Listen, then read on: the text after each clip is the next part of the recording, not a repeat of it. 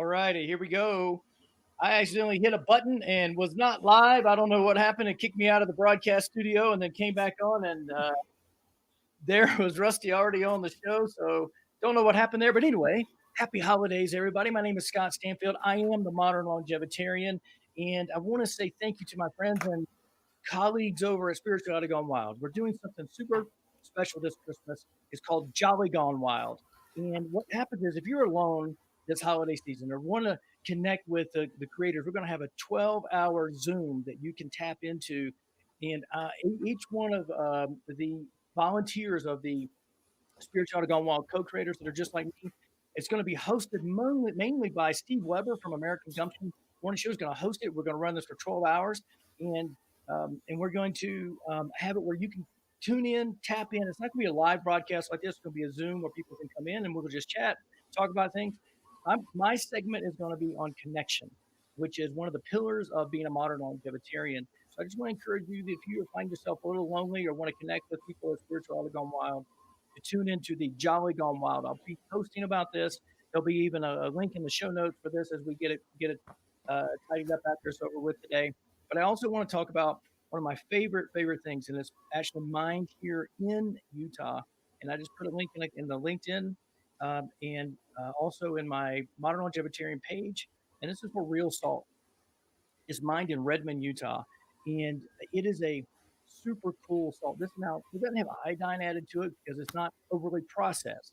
And what happens is that it actually has a slightly sweet taste, especially in the beginning if you're salt deprived. And I want to let you know that electrolytes are so important that salt is number 2, according to Dr. David Brownstein, which I interviewed last Friday. Salt is number 2 to water only in the body. So getting really good salt that has these minerals in it and all of these things that you really need for electrolytes and holding on to water, especially if you've been keto like me, is super, super important.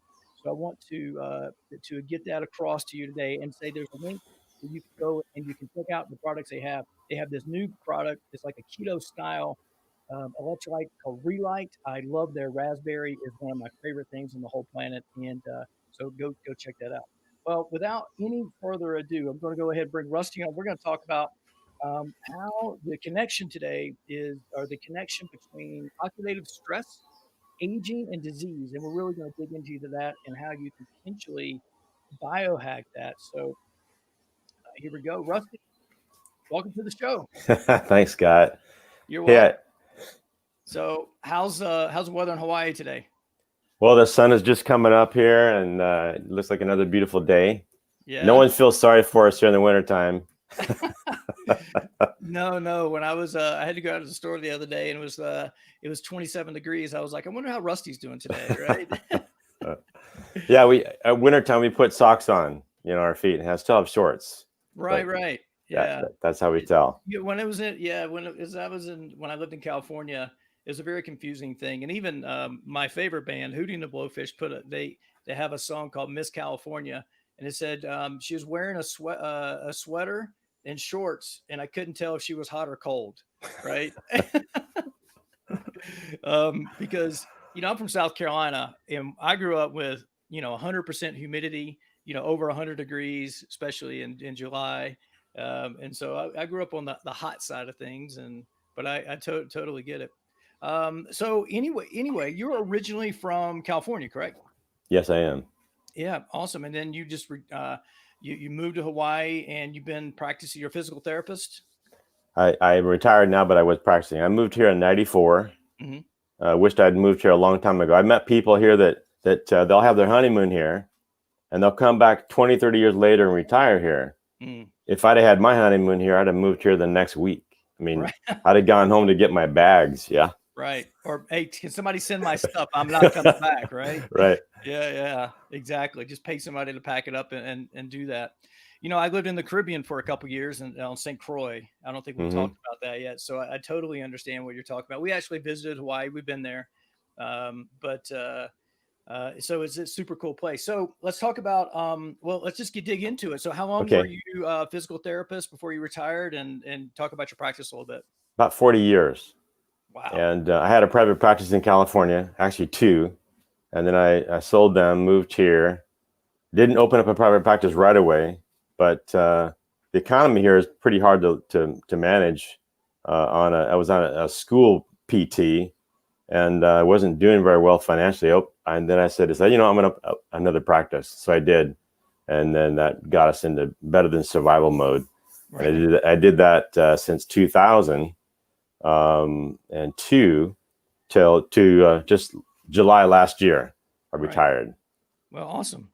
So let's go ahead. The big question is the connection between oxidative stress, aging, and disease. So what's we've heard about antioxidants taking vitamin C and E and D over the years, but what's the connection between oxidative stress and all the things that get turned sideways for us as we get older? Great question, Scott. My wife's a dietitian. I'm a physical therapist. We thought we kind of knew everything.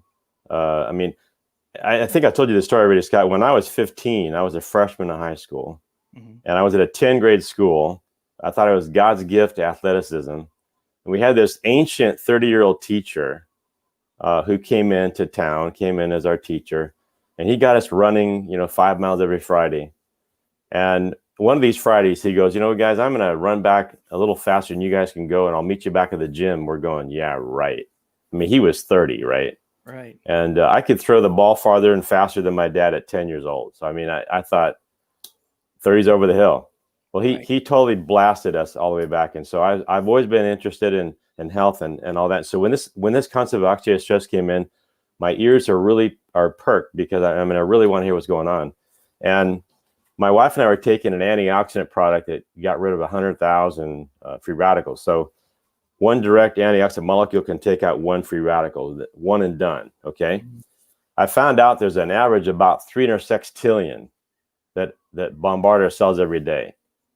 300 sextillion. So if you made 100 grand a day, how would you feel?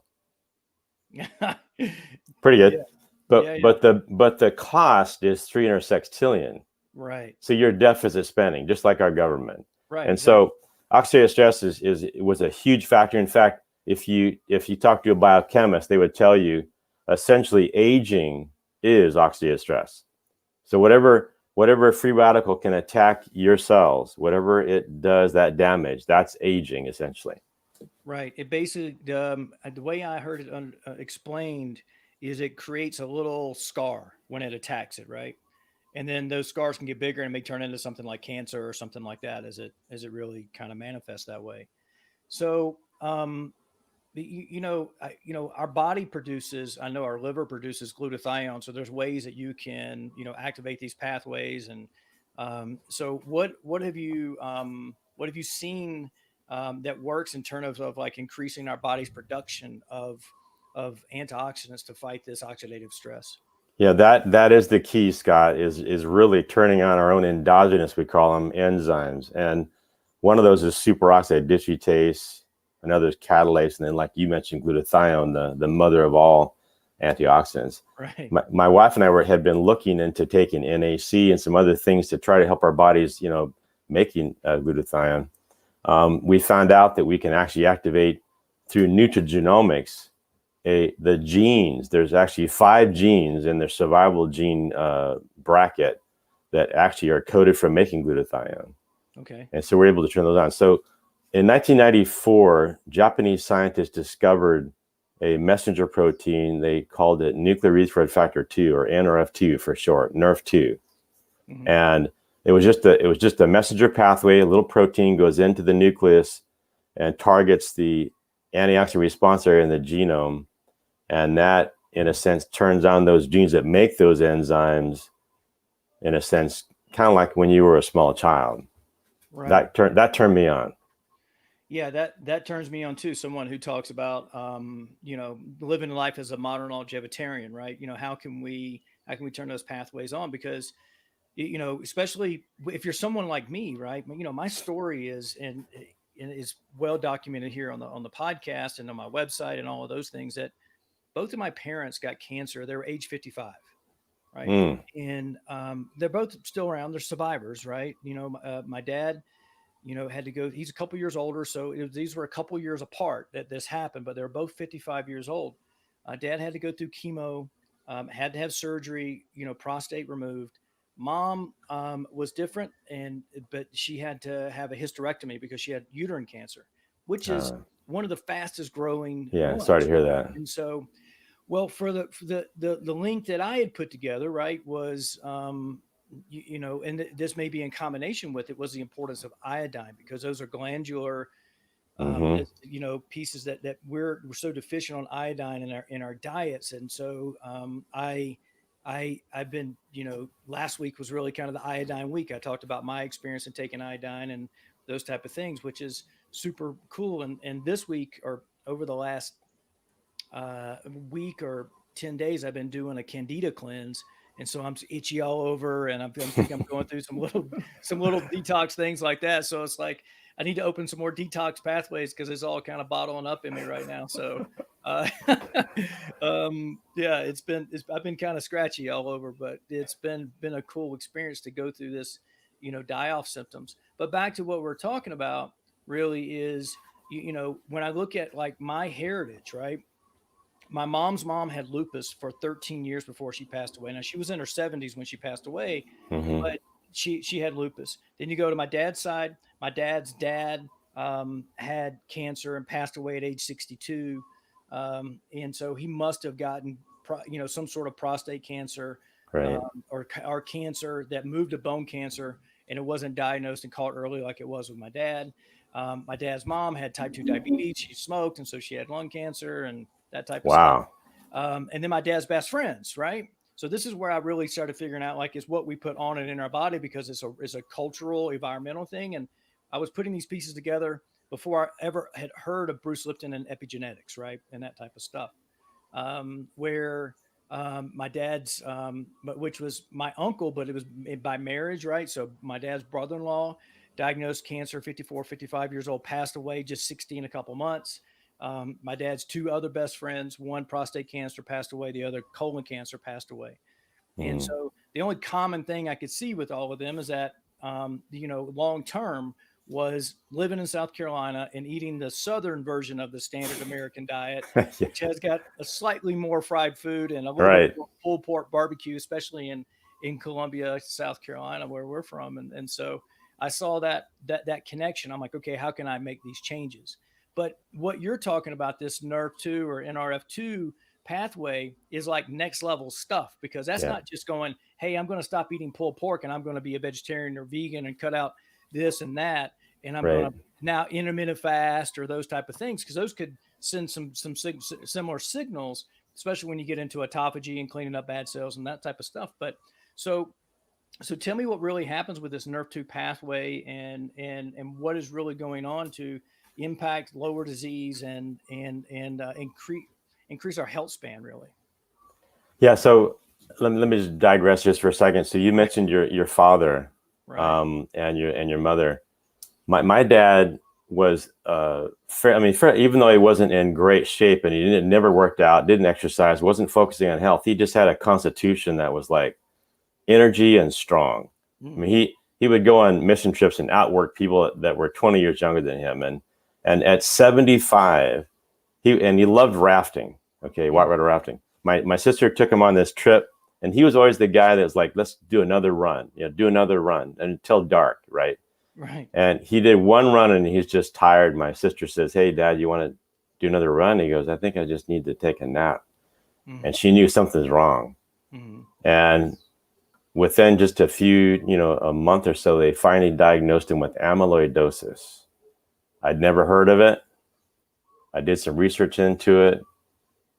He was dead, Scott, in 30 days after diagnosis. I mean, take this, the first sign was that they diagnosed him with diabetes. He wasn't overweight. He didn't fit the deal, right?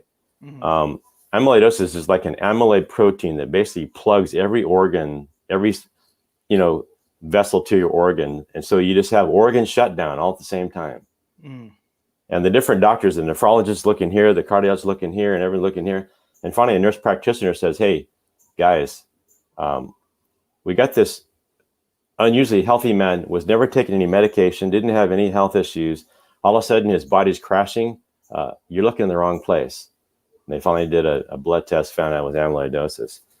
These kind of things, they really spur us on, Scott, to kind of figure out. And another thing, I'll digress one more. When I was 18, for summers, between college, I worked at this hospital and was on the nursing home side of the hospital. Mm-hmm. Imagine being 18 years old, you walk into these rooms and there are 50 and 60-year-old people bedridden. I became very convinced that I did not want to get old. I was never going to age like that, and I was never going to be bedridden in a bed, because I had claustrophobia from my sister who put me upside down in a sleeping bag. Mm-hmm. And she put me in the dryer one time. But another funny story. So little claustrophobia. I see these people locked up in a bed, and I'm going, okay, I'm going to be a health nut for the rest of my life. In fact, my wife and I were plant-based for the last 20 plus years. 80% organic. 100% organic, 80% raw food, focusing on nutrients. And we still had health issues. Like, what is going on? We still need something, right? Like you said, it's the next level. And when you're activating, you can activate NRF2 with exercise. Mm-hmm. You can activate NRF2 with broccoli sprouts. Cruciferous vegetables contain a sulforaphane, they call it. Right. It's like the gold standard for NRF2 activation. Mm-hmm. What I've found is I found a way to activate even more than that. And when we did that, you're actually affecting up to 500 genes. And those 500 genes, some of them are antioxidant enzyme producing, some of them are anti-inflammatory enzyme producing, anti-fibrotic. When I was in physical therapy school and doing cadaver anatomy, the organs of the older people would be, all shriveled up, all scarred up. I didn't even put this together at that point. But when you have oxidative stress happening, you have these genes that are pro-fibrotic, pro-scar tissue. And if your joints are feeling stiff, Scott, guaranteed your liver, your kidney, your heart are also getting stiff, because those genes are in every one of your cells. And when you have oxidative stress happening, like you said, those damages, it creates a scar. It scars up with pro-fibrotic, activation. Right. And so we're basically balancing that system. We're dropping the pro-fibrotic down and the anti-fibrotic. We're in a sense, we're leveling the playing field, so to speak. Basically, it's like resetting those 500 genes to the level you had as a small child. Now, right. You have 25,000 genes. So not all those are active in every one of your organs, because what's happening in the liver is different than what's happening in the kidney. Mm-hmm. But these 500 genes that we're dealing with, these survival genes, are active in every one of your cells. They help keep those cells survive to do whatever that organ needs to do to make you healthy. Right. So basically what you're able to do is to turn back the clock on their antioxidant production to where it's actually fighting those things to like we were younger, right? So basically I love the way that David Sinclair puts this. He's a PhD, research scientist at Harvard. He wrote the book Lifespan, and he talks about that aging is a disease within itself, right? Because these are the things that happen, and we can, like any other disease, there's preventative measures. It could be diet, could be exercise, could be intermittent fasting, or getting sleep and those type of things. But there's also these other ways that you can do it. Now he has another whole way of doing that. So what are ways that you talked about the ways, but how have you found to actually increase this antioxidant production through NRF2? What are you specifically doing for that? So I was just minding my own business in my practice about 6.5 years ago. Mm-hmm. And a patient wanted to share some information with me, and they didn't really have any scientific background. And so I blew them off. And plus, I think the ego of a health professional maybe was the part of the problem. And so I didn't really want to listen. But my daughter, fortunately for me and for many others, my daughter listened to it, and she decided that I need to take a look at this. Mm-hmm. And so I found out that they found a combination of 5 herbs in very small amounts, under therapeutic dose, so to speak, that when you put them together, they activate NRF2 like 135 points. So sulforaphane is like 22 points. Wow. Everyone loves turmeric or turmeric. that activates about 7 points. So if turmeric is helping you, guess what? Right. This herbal blend is going to really help you. Right. Go ahead. Well, I know that, like, I've had, I've noticed like things where I bought at one point from Trader Joe's, I bought this ghee, this like Indian style ghee that had, all these different spices in it, cardamom and turmeric and all those things. And I would make something with that, and my wedding ring would get looser, right? After I ate, right? I would mix it with lentils or something like that. And I was like, wow, this is pretty cool, right? Because I could tell inflammation was going down, like immediately. I was doing something that worked, right? Yeah. And then, Dr. Rhonda Patrick, she's also a research scientist, she's PhD, talks about sulforaphane and broccoli sprouts and all of those things. So I've watched multiple podcast interviews talking about that. I've made broccoli sprouts. I've bought broccoli sprouts. Yeah. I've even looked at other ways to get sulfur in. I mean, you can't see it, but one of these, Dr. Terry Walls, right? The Walls protocol. She basically put her MS in remission through paleo principles with her diet, where she was eating now she's over 6 foot tall, but 9 cups of vegetables a day. You got to adjust this for yourself, right?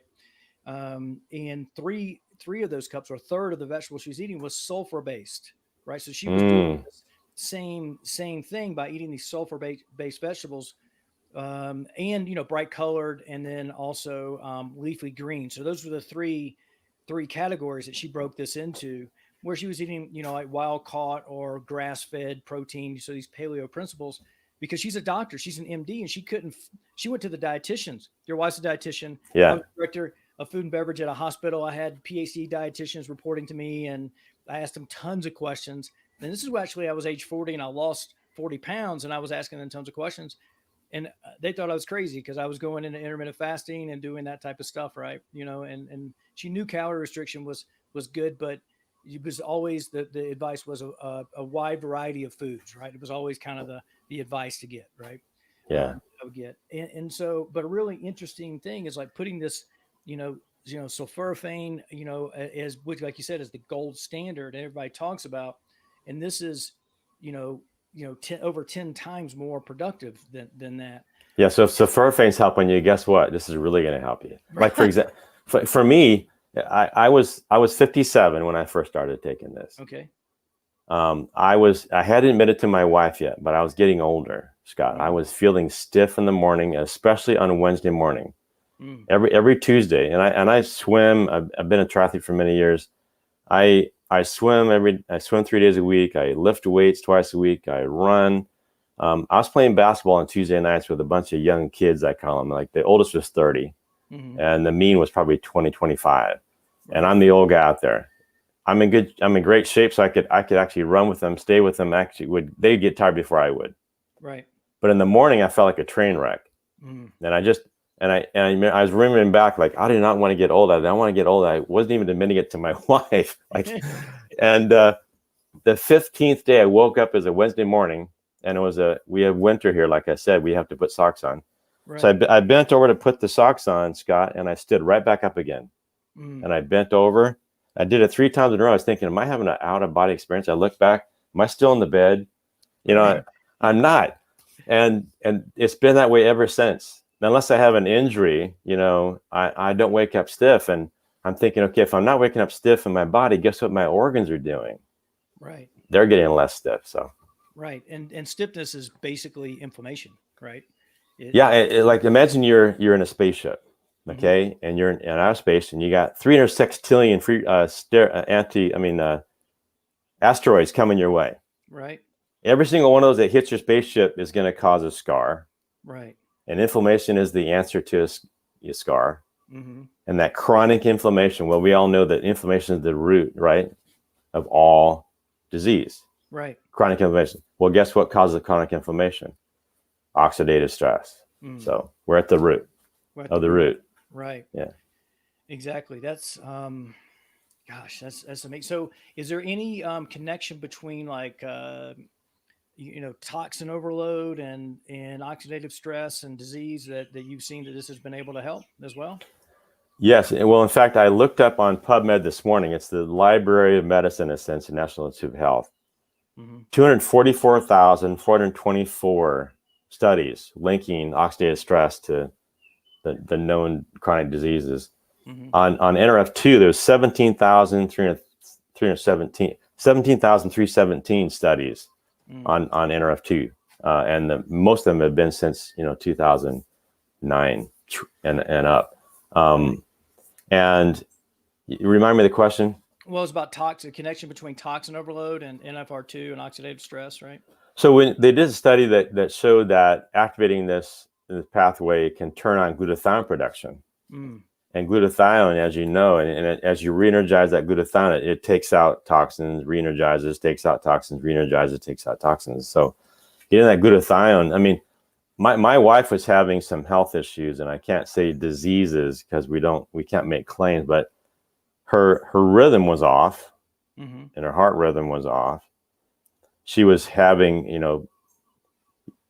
like asthmatic type, some breathing issues going on.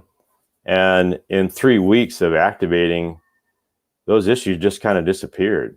And it was just exciting for me because I married a younger woman. She was 5 years younger than me. And I thought, this is cool. I have this younger wife, and she was getting older than me. Right. Yeah. Yeah. So you mentioned the 5 herbs. So in this product, what are the 5 herbs? So it's a specific combination of milk thistle, turmeric, bacopa, ashwagandha, and green tea. The interesting thing is that the green tea is a negative by itself. Okay. The most powerful one was actually milk thistle. But the combination that they found, they actually patented it because they actually found a way to put those together that activated that 135 points. And so that was exciting to me when I love broccoli sprouts. I love eating salad. The first thing I eat when I sit down for lunch is a huge salad. I have a big bowl. Probably feed a family, in United States for a week. Right. And I love sprouts and all that. But this is just beyond and above that. So. Right. I'd started putting sprouts in smoothies, right? I was making these, keto style smoothies with some avocado, sour greens, putting it's as bitter as it can get, right? I mean, when you're pulverizing sprouts and power greens and you're trying to like, hey, let me put a 1/4 cup of blueberries in here because I can only handle this many carbs.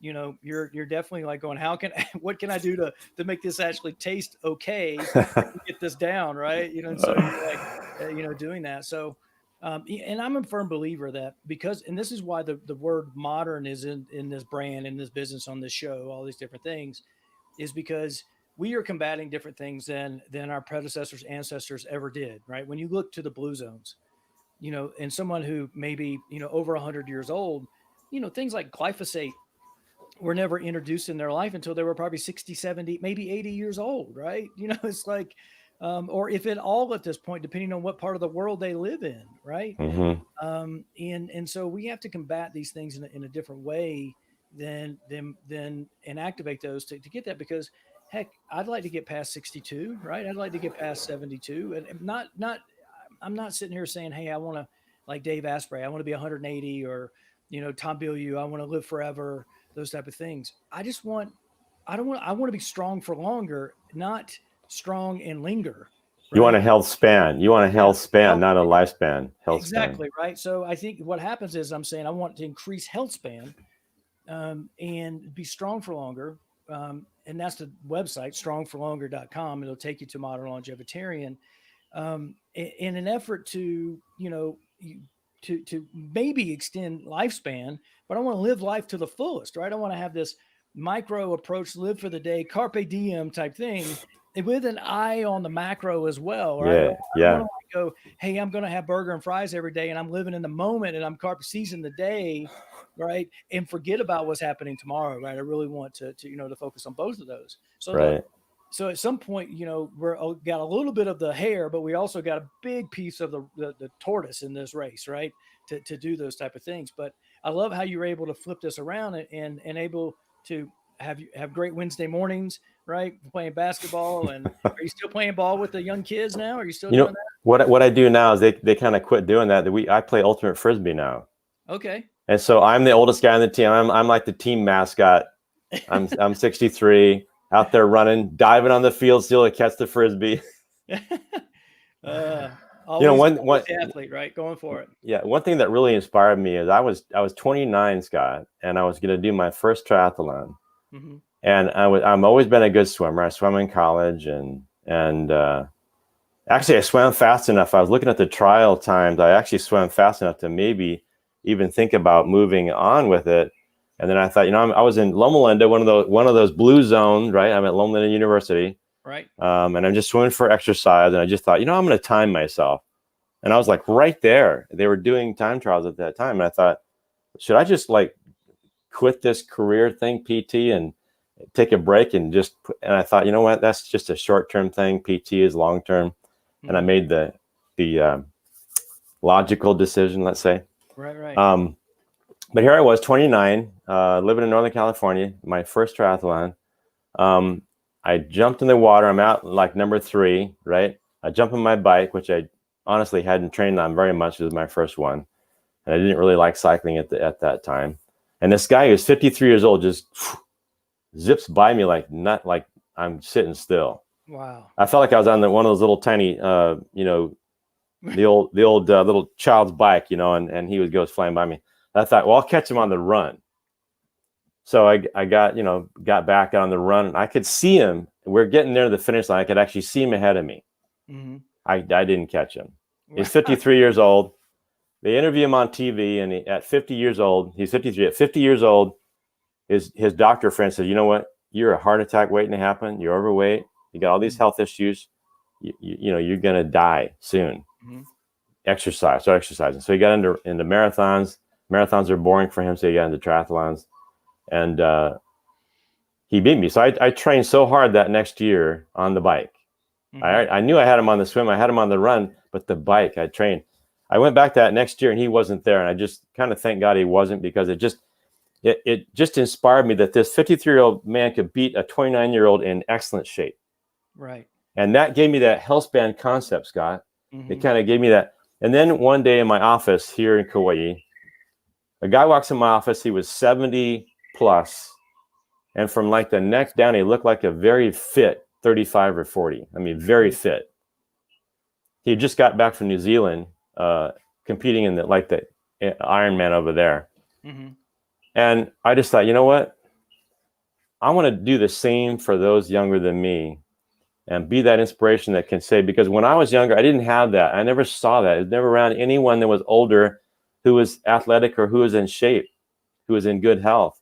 Right. And so I really enjoy being out there in the ultimate field and kind of being an example to those young guys. Trying to guard someone in their 20s and 30s is a huge challenge. Right. Yeah. But I do my best at it, and it seems to inspire them as well. So. Right. And that's one of the things too, right? I'm 48, I'll be 49, soon. And so I love hanging out with, people in, in their 70s and older and talking to them. A couple quick stories. One is that, I remember my last restaurant job. I got called over to I want to say, by the way, let me interrupt for a second. I want to say hey to Michael for watching, and also to John Jensen. Thanks for tuning in and the comments. And yeah, this is super interesting. I love talking to Rusty. This is we met on LinkedIn, and we've had 2 calls prior to this, and this is our live show. So the conversation's continuing between us. But I got a server came over and said, "Hey, table 10, it's a birthday. Can you go comp off the free dessert? And by the way, she's 95, right?" So I go over and I comp the dessert. I go over there, and she's with her 2 nieces, right? So so it's three ladies at the table, and I asked her what the secret is, and and we were just chatting away and those things, and she said, "Yeah, I plan to live to be 105." And then her niece looked up to me and said, "That's the secret. She has a goal, right? She has a goal to 105. So she had 10 more years to go." And it was a super, super cool situation there. And then another one is actually a really good friend of mine. We met at our church here in Park City, Utah. Bob Wholesale was a mentor of mine, like really strong mentor for 5 years. I helped him cook men's breakfast, for the group. And he's 78 now. He intermittent fast almost every day. He at one point was doing a 36-hour fast once, sometimes twice a week. He's keto. I was about 36 hours fasted when he and I went on a 6 mile hike. And I was struggling to keep up with him. I promise you that it was a struggle. I didn't, he turned around and goes, "Are you okay?" I'm like, um, but with all practical things, right? I was, really deep into ketosis and fasted and those type of Yeah. things. And it was a little warm out. And that was right after, it was this summer when I came back from California, and, the altitude was kind of messing with me a little bit. But no excuses. Here Bob's, he's keto, he's fasting, he's 78, and I'm struggling to keep up with him. So I had him on my podcast, right? So Modern Longevitarian Podcast, and we talked about all of those things and how he and his wife have found keto and how it works for them, right? And what they're doing with that. So what else do we need to cover about NRF2, NERV2, or an oxidative stress? What if we missed anything along the way to get back to what we really wanted to talk about here? Well, I mean, we could get into the deep science of it, but I don't think that would be helpful on this show. But essentially, understanding that NERV2 is very natural. It's something that happens as a young child, and when they measure oxidative stress happening as you age, it's just generally just like a ramp up, and the 80-year-old is in fact, an 80-year-old mitochondrial function is already like 5% of what it was as a child, and oxidative stress damages the mitochondria. You're mentioning toxicity. Right. Every pharmaceutical product we take causes oxidative stress. Your mitochondria DNA are very, very vulnerable. Right. And that's why cyanide kills you. Cyanide stops the mitochondria from working. Wow. With NRF2, we're in a sense protecting mitochondria as well. And so it's not just making endogenous enzymes, as well. It's actually doing this. We could go over some of those genes, but basically those genes resetting. We're experiencing. I had a friend, for example, who had MS, and I'm not saying she was cured. I'm just saying her doctor said after a year and a half of doing this, in addition to her healthy lifestyle, she was the healthiest patient he's ever seen in his entire career. She's called me the other day, Scott, with a confession. She says, "I thought I was cured." People say, "Well, how long do I need to do this?" Well, how long do you need to do keto? How long do you need to eat healthily? How long do you need to exercise? It's an everyday lifestyle concept. So but she quit thinking, "Oh, I'm good." And she called me. She says, "Rusty, I could hardly get off the couch. I'd gone backwards so far." She got back on the program, and within a few months, she was, feeling right back up into where she was. So I think that maybe we could address maybe mitochondria just a little bit, because we actually have the evolution of the process. We've actually have another activator that activates the mitochondrial biogenesis, which means more mitochondria. Scott, when I added the mitochondrial biogenesis product, I doubled my strokes per breath in my swimming sprints. I had been at a constant level for about 5-6 years. I had this many strokes, sprinting for 30 seconds, resting for a minute, doing like this intervals, right? And trying to keep my muscle mass up, right? As I age, just running and long distance swimming doesn't keep your muscle mass up. So I was trying to do that. And in 30 days of adding the NRF1 mitochondrial biogenesis activator, kind of same thing, same process, different messenger, activating that process, I doubled my strokes in 30 days that I could do in a breath. Right. And so that's kind of a piece that we could maybe talk about a bit, is how mitochondria and oxidative stress and NRF2 kind of interrelate. So if you looked up NRF2 on PubMed, you'd notice that there's mitochondrial linkage. So right, is connected there. We could talk about that. I was actually, we talked about this before, you and I, but not online or anything where everybody can see this, but the connection, or how it is connected between, like, because other people that may be in this longevity space hear people talk about telomeres, or hear them talk about sirtuins, if you listen to David Sinclair, Right. this type of Right. thing.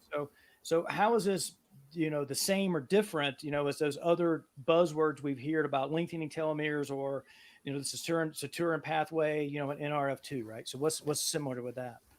Well, if there's actually a scientific paper or a graph that I saw that linked NRF2, so oxidative stress issue, NRF1, and the sirtuins. Okay. All three together. It's like three juggling three balls at the same. They're all in that same space. They're all interrelated, interactive. And so sirtuins you're getting by the fasting. Okay, with the studies they did with mice, right? And they starved this, essentially reduced their caloric intake drastically, right? And they found out their genes are making these sirtuins.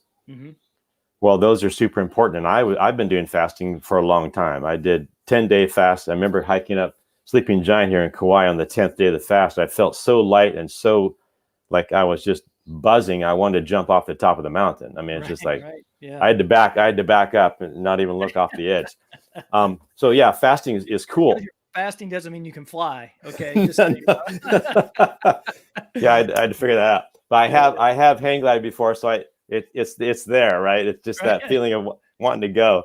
So I did just back off a bit. But yeah, so sirtuins are super important. And when they took the mice and changed their genes to not produce sirtuins, they didn't get that lifespan. So the sirtuin activity, mitochondrial biogenesis, and NRF2 are because the NAD cycle within that sirtuins, because NAD is going to help you produce sirtuins.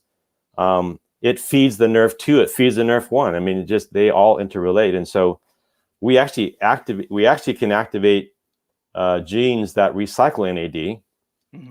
So we've evolved into three activators now. We have NRF2, oxidative stress issue, and all those endogenous enzymes. NRF1 for the mitochondrial biogenesis, and then we can activate sirtuins 100% in 24 hours. And when you do the fasting, you get 94% in 24 hours. And so we're actually able to, and I feel that by adding that other activator, I feel that same blessing of the intermittent fasting, even when I don't. Before, if I miss that, because we would fast on Fridays, just eat breakfast and fast until Saturday morning. If I missed that, I knew it. I felt it. Right. I don't anymore. I don't feel that, which is kind of cool. Fasting has been a cornerstone of me for 9 years. I was 39 December, 9 years ago. I went for a well visit, and I realized I was a fat vegetarian, right?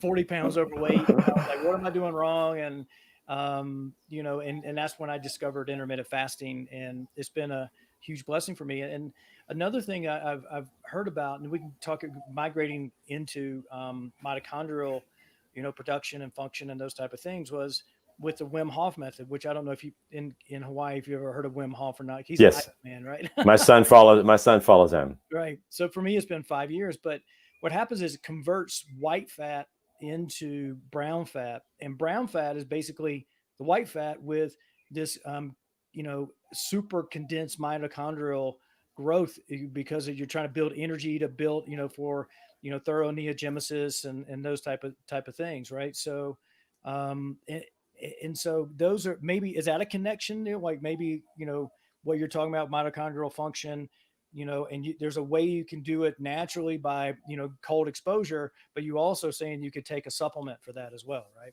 Exactly. So, and I love when we love snowboarding, our family, and we go to Mount Bachelor there in Oregon, and don't go there, don't crowd it out. But yeah, we'd find these resorts we stay in, they'd have a pool, and it might even be closed. We'd just fold the thing back and jump in and do this cold water stuff. And I love, my wife and I joke about, in the wintertime here in Kauai, I know most of you don't believe me, but it does actually get cool. The water cools down a little bit, and we call ourselves the wimpy Windhoffs.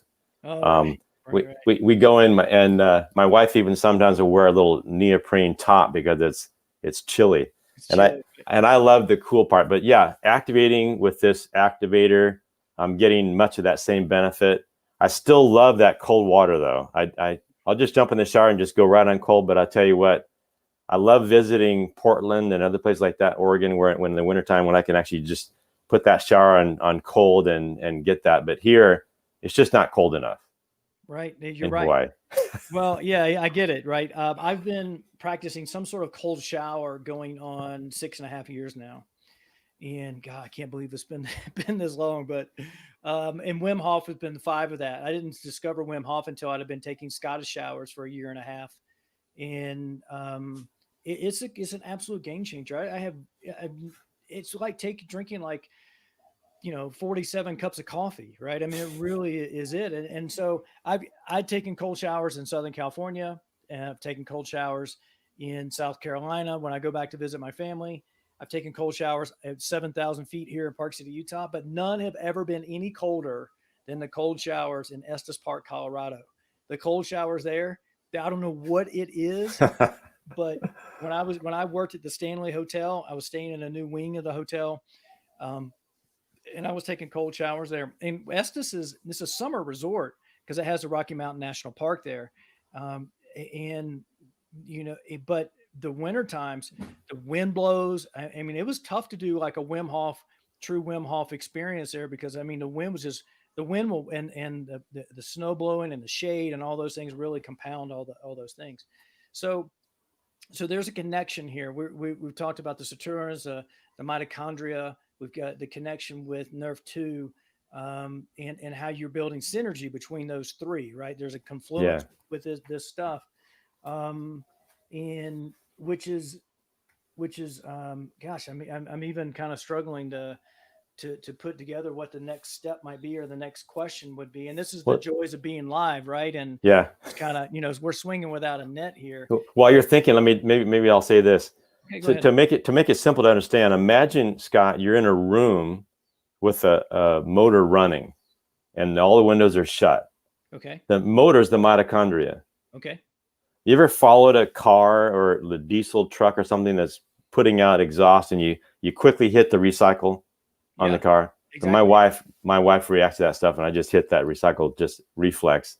Right. And so you have to have when your mitochondria aren't working well, they're producing more exhaust called free radicals. Okay.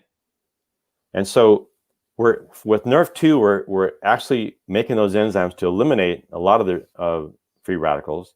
Mm-hmm. But when you add Nerve1, we're making the mitochondria more powerful and more of them, but we're also making them more efficient. Okay. And so an efficient, like a new car, doesn't put out the exhaust that an old car does. Right, exactly. Right. And so then when you add the sirtuin piece and the NAD cycle into that, it's like putting higher octane fuel in your car. Mm. Right. And it's just more efficient. So the sirtuin piece to the Nerve1 to the Nerve2 is like having this car that it puts out very, very efficient exhaust, and because you have a higher octane fuel at the same time. And then we're also activating go ahead. Well, No, keep going, because I got it. Keep going. I know what I'm going to say. So. Okay, so when you hit the accelerator, right, and you're turning that mitochondria on, you're getting more power, but you're also getting more power more efficiently.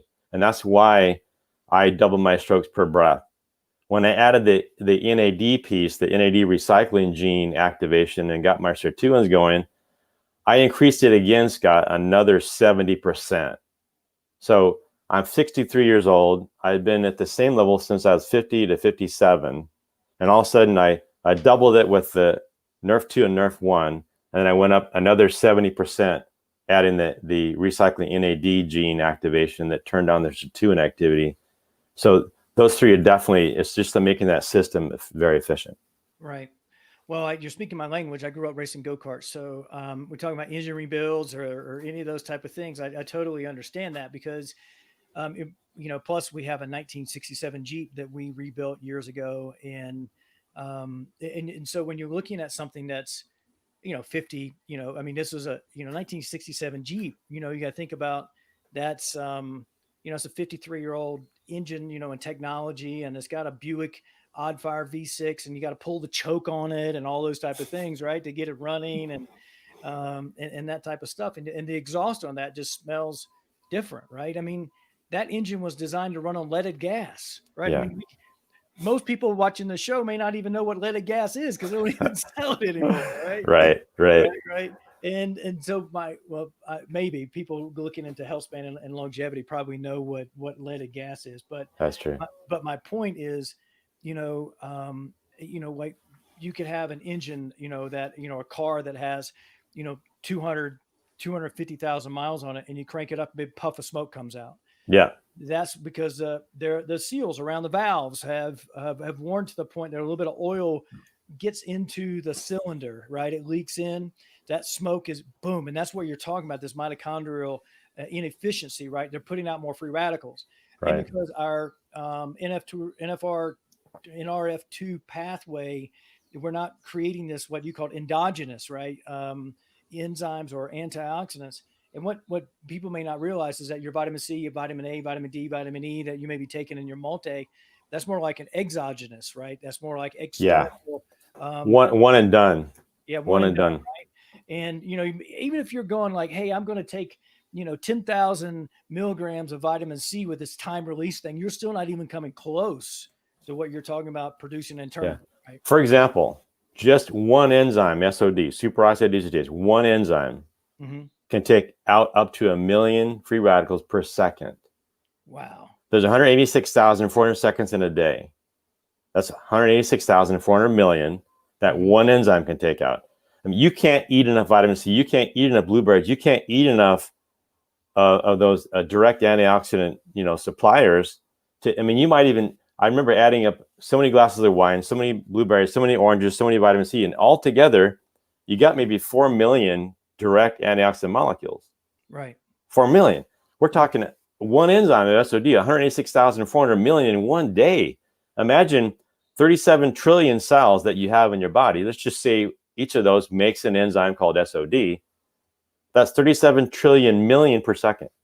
And then don't forget to eat good foods with vitamin C in them. Don't hear what I'm saying here.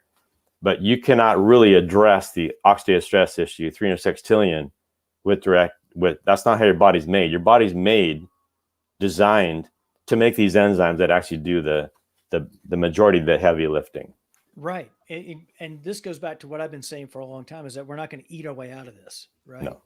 No. Especially like if you're being, even if you're eating a pretty decent diet, right? And you have a couple of cheat days or, like a couple of chocolate chip cookies or those type of things, that's stealing away from, putting in whatever, the blueberries are, or things like that. Right.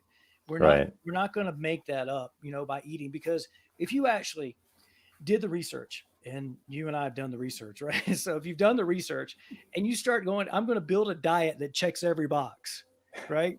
We're 6,000 calories in, right? We're like that. We're like 100 pounds overweight, type 2 diabetic, because we're trying to check all these boxes, right? To try to hit these things, right? And it's just not going to work out the right way. So finding different ways for this to happen are super cool. So, Rusty, how can people find you online? Well, I'm on LinkedIn under Rusty Cottrell, but also I'm on Facebook under Debbie, letter N, and Rusty Cottrell. Okay. I'm also on Facebook with my own name, Rusty Cottrell. Okay. But I also have an email, Rusty CSPT. Used to be Cottrell Sports Physical Therapy. I'm retired now, but I kept the email, rustycSPT@gmail.com. Okay. I'd love to, hook up, link arms to people who want to also pioneer this because hardly anyone knows about it. I get great joy after sharing this with people, friends and family, and seeing their lives transformed. It's awesome to be a part of it. It is, when you're helping people on this level and helping them with things that, doctors don't see, don't pay attention to, or they miss, right? It's an amazing thing. And, when I interviewed Dr. David Brownstein last week, he said most doctors practice what they learn in med school their entire career. They don't go back for very little continuing education. They don't see as science changes and things like that. And that makes sense because, here I am doing ketogenic diet, reading the Bulletproof Diet. I'm talking to these, dietitians. I'm starting an intermittent fast because, I've read the Warrior Diet, and I'm losing weight. Like there's no literally like faster than I ever have in my entire life. And they think I'm crazy. This whole medical world thought I was crazy, right? Because I'm not sticking to what the American Dietetic Association had recommended, Right. right? And I was getting frustrated because I refer to the hospital as this repair, like an auto repair shop, right? They really only cared about what happened to my side of it, was not a way of making people healthier and teaching them how to eat better, was because this is when Obamacare came out, right? Yeah. And when Obamacare came out, if your guest or your guest, right, patient satisfaction scores were below the national average, you would not, your hospital would not get the Medicaid reimbursement, which is Right. millions of dollars, right? Right. So you basically is like, if somebody wants a burger, of course the diet, if the diet was prescribed, right, for them to not have a burger, we couldn't give it to them. We couldn't break the prescribed Right. diet. But if it, I wasn't in control of the prescription because that's a doctor, right, was doing that. But people didn't really realize the connection but to food, and their overall health, right? Really getting back to that, which was Right. crazy. Like I could tell multiple stories, like answering the phone for patient in room dining, people like wanting grilled cheese sandwich and a tomato soup, and I'm like, unfortunately, ma'am, the reason you can't have that because it goes against your prescribed diet. And she's like, I don't know why I can't have a tomato soup and grilled cheese sandwich. I only came in for a heart procedure, right? Literally is what this lady says to me, right? And I'm like, wow, this is like super, super cool. With that. So I ladies and gentlemen out there, fellow longevitarians, if you're listening to this, if you made it this deep into the show, reach out to Rusty, connect with him on LinkedIn or Facebook, whichever your favorite platform is, right? Or send him an email, right? Because, I'm getting chills even saying this right now, right? I mean, helping people on this level is what people like he and I live for, right? And it's such a great thing. And what I'm saying is that, this could be something that your doctor, if you're struggling with something, may not have connected dots on because it is relatively new and they may be practicing what they learned in school and they're going to play whack-a-mole. You got this ill, they're going to give you a pill. Then they got side effects and give you like 14 things to cover those side effects up. This goes to the root of the cause, right? Rusty was Amen. Amen. I've talked to one doctor that knew what NRF2 was, and he had just gone to an anti-aging conference, but otherwise no one has ever heard of it. Right. And so that's exactly it. So we just literally clicked over to the 1 hour mark. I want to say thanks for coming on the show, Rusty. It's been amazing. Thank you so much, Scott. Yeah. And so just hang out for a minute. We'll catch up after this. Folks, again, happy holidays, right? I know that Christmas is rolling around just in a couple days from now. And I want to say, if you're going to be alone, tune into the Jolly Gone Wild, which is put on by Spirituality Gone Wild. And check out my website. My gift to you this holiday season is sleep, right? So you can go to sleep.strongforlonger.com, download these 7 steps to get the sleep of your dreams, or how to get sound sleep. The book was inspired by, and the theme was inspired by Chuck Yeager, who was the first pilot to break sound barrier in a level plane in the Bell X-1, just passed away on December 7th. And ironically, he and I messaged on that day in the morning. I was asking him for an interview. He replied back, "Thank you for your interest. I'm retired." And then I saw in the news later that night he passed away. So it was really a wild, wild thing. So anyway, reach out to Rusty. Tap into him. I'll tag him on. He's actually been tagged on multiple posts on Facebook and also on LinkedIn. So just click on that, reach out, send him a message or send him an email. And anyway, happy holidays. It's time to roll credits. Thanks for being on the show. Cheers. Aloha. Aloha.